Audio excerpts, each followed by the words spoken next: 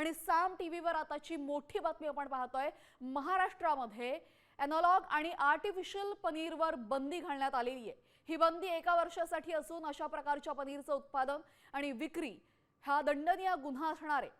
या संदर्भातील आदेश जारी करण्यात आला असून अशा पनीरवर बंदी घालण्याची मागणी आमदार विक्रम पाचपुते यांनी आधी सुद्धा केलेली होती आणि आता अखेर राज्यामध्ये एनालॉग पनीरवर बंदी घालण्यात आलेली आहे।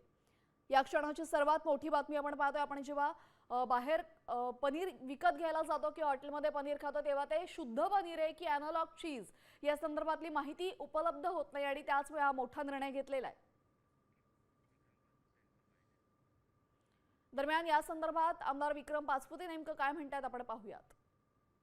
मार्च 2025 ला मी सभागृहामध्ये एनालॉग चीज आणि आर्टिफिशियल पनीर असा प्रश्न उपस्थित केला होता आणि त्यावेळेस माझी मागणी अशी होती की राज्यामध्ये जे पनीर विकलं जातं त्यातलं 70% पनीर हे फेक किंवा डुप्लिकेट आहे आणि याच्यावर तात्काळ शासनाने बंदी आणली पाहिजे। आज महाराष्ट्र शासनाच्या वतीने एफडीए आयुक्त तुकारामजी मुंडे साहेबांनी एक अध्यादेश जारी केलाय, ज्यानुसार 1 वर्षासाठी एनालॉग चीज ह्याच्या विक्रीवरती महाराष्ट्रामध्ये विक्री आणि वापरावरती पूर्णतः बंदी आणलेली आहे। त्यांचे विशेष असे मी आभार मानतो, अभिनंदन करतो। हा राज्य सरकारच्या वतीने आणि एफडीए डिपार्टमेंटच्या वतीने घेतला गेलेला एक सर्वात मोठा निर्णय आहे आणि सगळ्यात महत्त्वाचं राज्याच्या विधानसभेमध्ये साम टीव्ही मी नेहमी पाहतो, त्यावर दाखवलेल्या बातम्या रिलेट करतात।